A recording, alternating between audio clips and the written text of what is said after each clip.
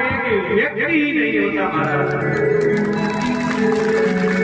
ऐसी माँ पिता के लिए व्यास पंथ की तरफ से बहुत बहुत साधुवाद करना चाहता हूँ कि खुद भले ही बिगड़े हुए हैं लेकिन औलाद को अच्छा मार्ग दे रहे हैं। इससे बड़ी बात और क्या हो? बाबा बोले नहीं छोड़ पाएंगे बाबा, हमने कहा रोटी छोड़ दोगे पर ये नहीं छोड़ पाओगे। तो बाबा बोलना तो चाहते थे हाँ, लेकिन बोल ही नहीं पाए। बोले थोड़ी देर में आपको झांकी के दर्शन करने के लिए भी आपको मिलेंगे। आपके बीच में झांकी भी आएंगी तो कथा भी थोड़ी रह गई है, तो आइए चलते हैं कथा की ओर। बोले भागवत महापुराण की नमो प्रेमियों, ऐसे कश्यप के दो पुत्र हुए राम और हिरण्यकश्यप। धर्म प्रेमियों, इस वंश में एक राजा महाराजा हुए, एक महारानी हुए। किस वंश में?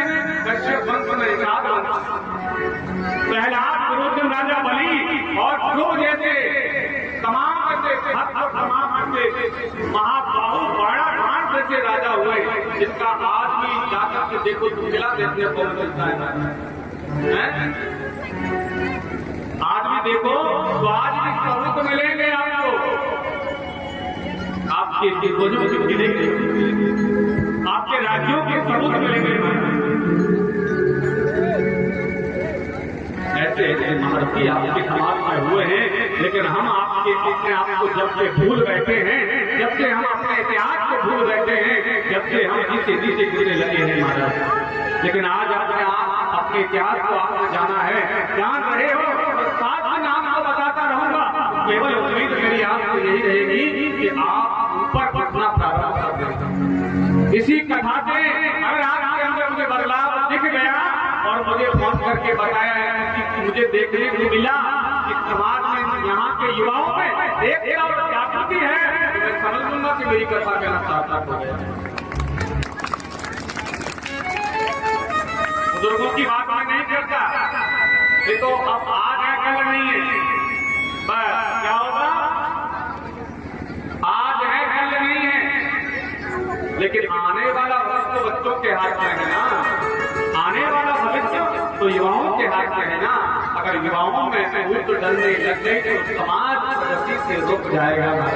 इसलिए युवाओं से मैं निवेदन करता हूँ, भले ही आप कहीं भी रहते हो, गाँव में तो रहेंगे ना, कहीं भी किसी चौपाल पर, किसी मंदिर पर, किसी एक जगह एक दूसरे के कॉलोनी के युवाओं के साथ इकट्ठे होकर के बैठना सीखो।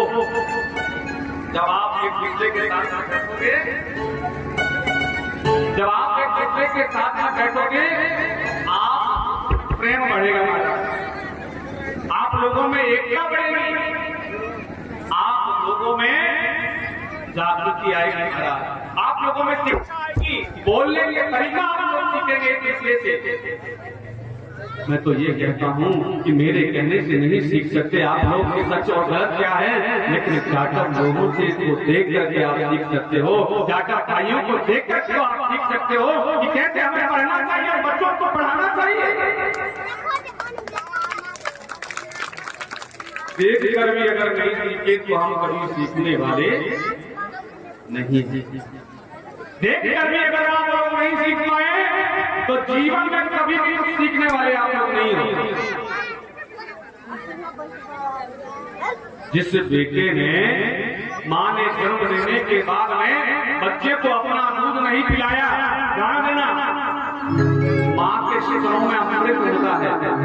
बच्चों के मस्तिष्क का विकास होता है माँ के स्तनों में, माँ के दूध में। और जिस माँ ने अपने बच्चे को स्तनपान नहीं कराया, उस माँ के बच्चे की बुद्धि का विकास हो जाता है, वो कभी एजुकेटेड इंटेलिजेंट नहीं बन पाता। जो माँ बच्चे को जन्म देने के बाद में बोतल का दूध पिला देती है, तो बड़ा होने के बाद में वो बच्चा बोतल ही पिएगा महाराज, बड़ा होने के बाद भी वो बोतल पिएगा।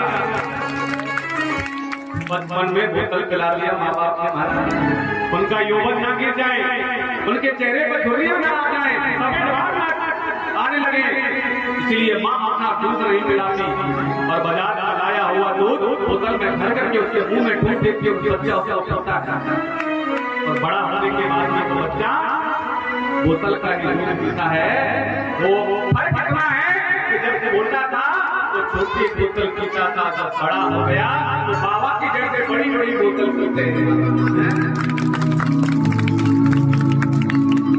इसलिए जीवन में नशा करना है तो करो। मैं नशा के लिए मना नहीं कर रहा हूँ, लेकिन नशा किस चीज का होना चाहिए ध्यान देना।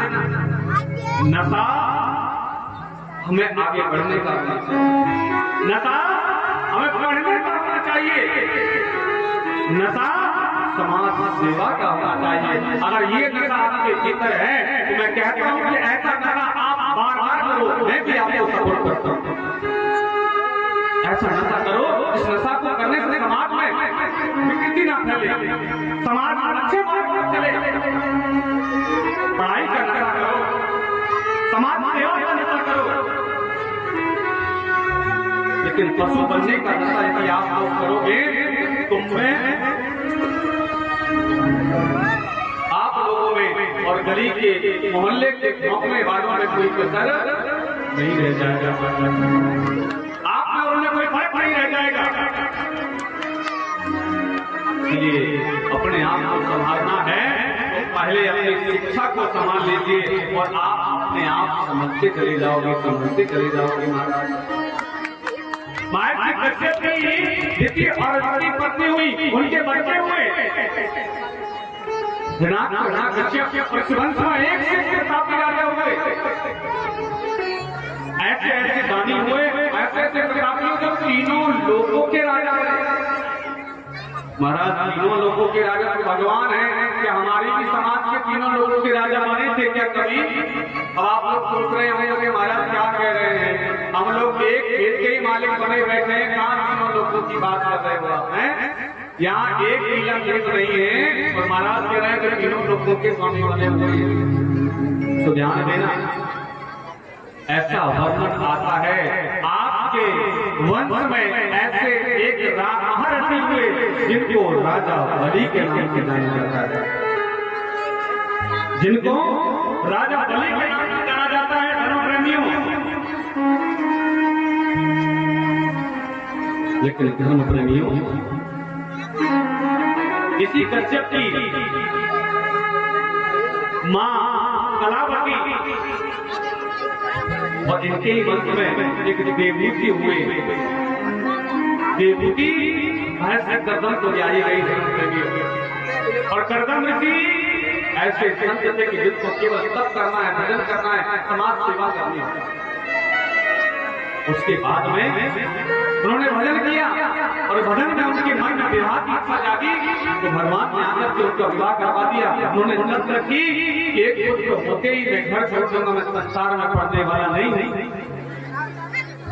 ऐसा कहने के बाद में उनका विवाह देवूति के साथ हुआ। महाराज देवूति के साथ जब विवाह हुआ, लेकिन साथ कहता है कि मन चाहा होता नहीं, हरि चाहा हमने जो चाहा है वो कदाचित हो नहीं सकता और होगा भी, हो भी जाता है महाराज, क्योंकि जिसमें तेरी रजा है उसमें मेरी रजा है। ईश्वर की जिसमें रजा हो, अगर तुम्हारी वही रजा हो तो हो जाता है। लेकिन वास्तविकता यही है कि मन चाहा होता नहीं, हरि चाहा करता। तो उनके घर में एक पुत्र नहीं 9 कन्याओं का जन्म हुआ। तो 9 पुत्री के नाम से कन्याओं का जन्म जाता है और 10वें पुत्र के रूप में भगवान कपिलदेव का प्राकट्य हुआ।